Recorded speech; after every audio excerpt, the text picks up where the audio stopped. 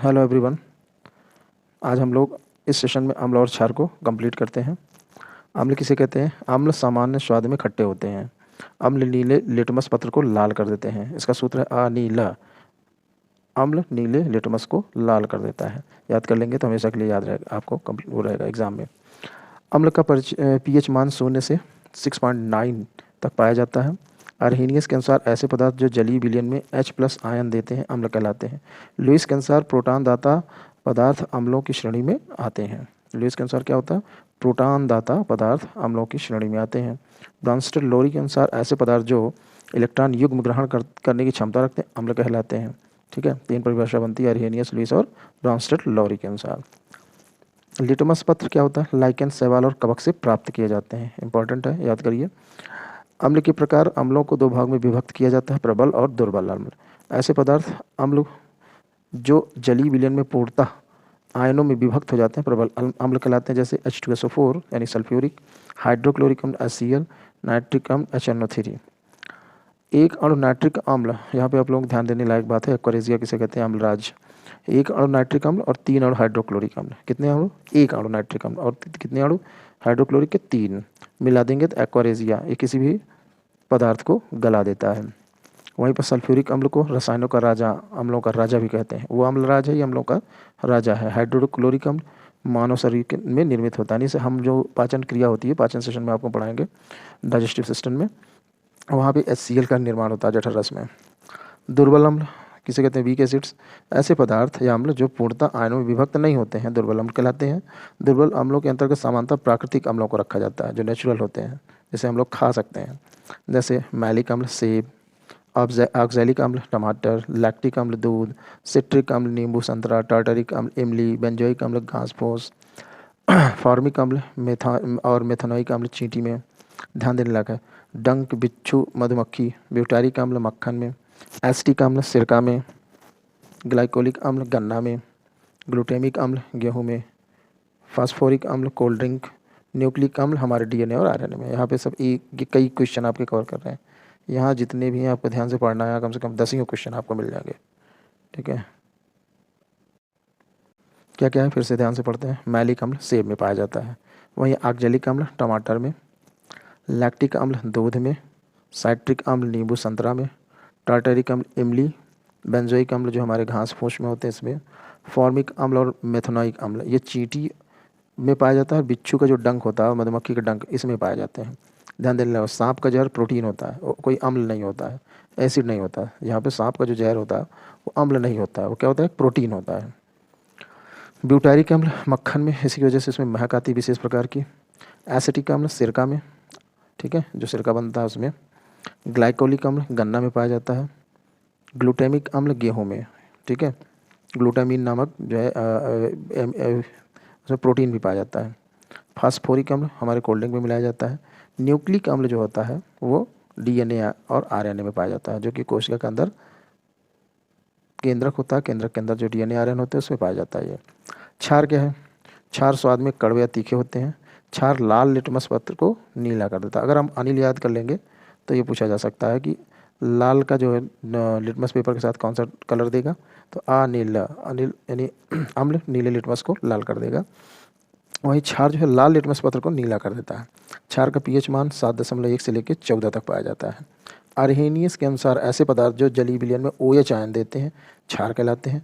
Lewis के अनुसार proton ग्राही अम्लों को क्षार की श्रेणी में रखते हैं, जबकि ब्रॉन्स्टेड लोरी के अनुसार ऐसे पदार्थ जो इलेक्ट्रॉन युग्म त्याग करने की क्षमता रखते हैं क्षार कहलाते हैं।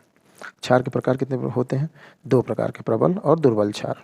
प्रबल क्षार सोडियम हाइड्रोक्साइड NaOH जिसे कास्टिक सोडा बोलते हैं, पोटेशियम हाइड्रोक्साइड कास्टिक पोटास की OH बोलते हैं। दुर्बल क्षार calcium hydroxide CaOH whole twice, magnesium hydroxide MgOH whole twice. ठीक है। साल्ट किसे कहते हैं? साल्ट क्या है? लवण क्या है? अम्ल व क्षार आपस में क्रिया करके लवण का निर्माण करते हैं जो सामान्यतः उदासीन प्रवृत्ति के होते हैं। दुर्बल अम्ल और प्रबल क्षार की क्रिया के फलस्वरूप प्रबल क्षार तथा प्रबल अम्ल और दुर्बल क्षार की क्रिया से प्रबल अम्ल ही बनता है। ठीक है, क्या कह रहा है? दुर्बल अम्ल और प्रबल क्षार की क्रिया से प्रबल क्षार तथा प्रबल अम्ल और दुर्बल क्षार की क्रिया से प्रबल अम्ल ही बनता है। ठीक है, ये नोट में आपको ध्यान देने लायक है। पीएच क्या है? PH value pH scale, pH पैमाने की खोज सोरेनसन नामक वैज्ञानिक ने की थी, पूछा गया है। पीएच पैमाना किसी विलयन की अम्लीयता और क्षारीयता का सूचक होता है। पीएच पैमाने पर 0 से 14 तक पीएच मान अंकित होते हैं। पीएच का मान बढ़ने पर क्षारीयता बढ़ती है और पीएच मान कम होने पर अम्लीयता बढ़ती है। सबसे अधिक अम्लीय हाइड्रोक्लोरिक अम्ल, ये सब एक एक नंबर ही हैं, इसमें सिर्फ आपको ध्यान देने लायक है और उसमें कुछ करना नहीं है, बहुत ज़्यादा केमिस्ट्री पढ़ने की ज़रूरत नहीं है। वो टू द पॉइंट जो आ रहा है एग्ज़ाम में सब वही दिया हुआ है, सब उसको हम कलेक्ट कर रखे हैं, उसी को आप पढ़िए, एग्ज़ाम दीजिए। 2 बार 3 बार पढ़िए, क्योंकि अपने से पढ़ने में बोरियत होती है और सुनते भी रहेंगे तो याद हो जाएगा। वीडियो को ज़्यादा से ज़्यादा सुनने की कोशिश करिए, जितनी बार आप सुनेंगे ईयरफोन लगा के तभी याद हो जाएगा। सबसे अधिक अम्लीय क्या होता है? HCl। सबसे अधिक क्षारीय क्या होगा? Sodium hydroxide. मनुष्य के रक्त का पीएच मान पूछा गया है 7.4, जो कि क्षारीय होता है। समुद्र के जल का पीएच मान क्या होगा? 8.3, जो कि क्षारीय होगा। शुद्ध जल यानी पीने पानी का मान 7, यही है जो उदासीन होता है।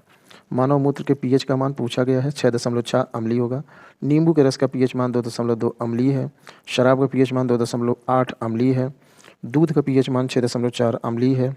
लार का पीएच मान 6.5 अम्लीय है। देखिए दूध और लार लगभग समान चल रहे हैं।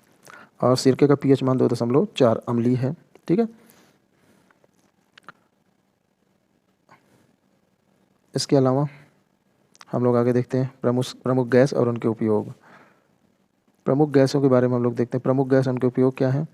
प्रमुख गैस और उनके उपयोग, द्रवित पेट्रोलियम गैस जिसे हम LPG कहते हैं, इस गैस को घरेलू उपयोग के रूप में प्रयोग किया जाता है। LPG के रिसाव का पता लगाने के लिए इसमें एथिल मर्कैप्टेन या थायोएथेन मिलाया जाता है, जिसके कारण इसमें गंध आती है। सॉरी। LPG गैस का मुख्य घटक ब्यूटेन होता है, C4H10, याद रखिएगा इसको।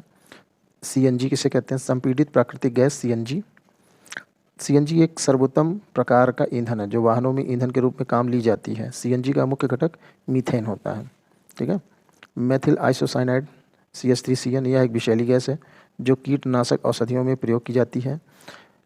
इस गैस के आकस्मिक रिसाव से भोपाल में 3 दिसंबर 1984 में हज़ारों लोगों की मृत्यु हुई थी। कहाँ पे? भोपाल में। MIC इसको बोलते हैं, याद रखिएगा।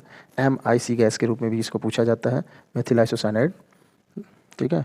और कब हुआ था? 3 दिसंबर 1984 में पूछा गया है। ये एक भी पॉइंट इसमें ऐसा नहीं जो आपके लिए फालतू और बकवास लिखी हुई है।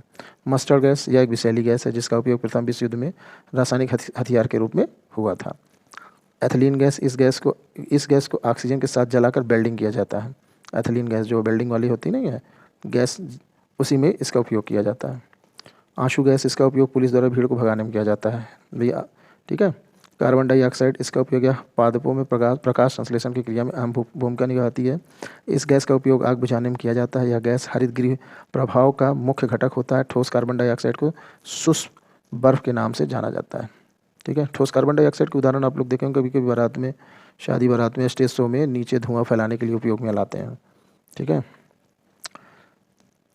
कार्बन डाइऑक्साइड क्या ये हुआ। द्रव नाइट्रोजन, लिक्विड नाइट्रोजन क्या है? इस गैस का उपयोग डांसिंग फ्लोर पर धुएं के निर्माण के लिए भी किया जा सकता है। ठीक है, इसका भी किया जाता है। और ठोस कार्बन डाइऑक्साइड को शुष्क बर्फ को जो बोलते हैं, क्योंकि शुष्क बर्फ को एक गर्म पानी के डिब्बे में डाला जाता है तो उसमें से अचानक से अपने आप धुआं निकलने लगता है और वो चूँकि भारी होता है ठोस कार्बन डाइऑक्साइड, तो धीरे धीरे नीचे ही फैलता रहता है। द्रव हाइड्रोजन और द्रव नाइट्रोजन का प्रयोग रॉकेट, मिसाइल व बड़े उद्योगों में भारी मशीनों में ईंधन के रूप में करवाते हैं। ठीक है। लिक्विड हाइड्रोजन और लिक्विड नाइट्रोजन। रेडियो सक्रियता, इसको हम लोग नेक्स्ट वीडियो में पढ़ते हैं।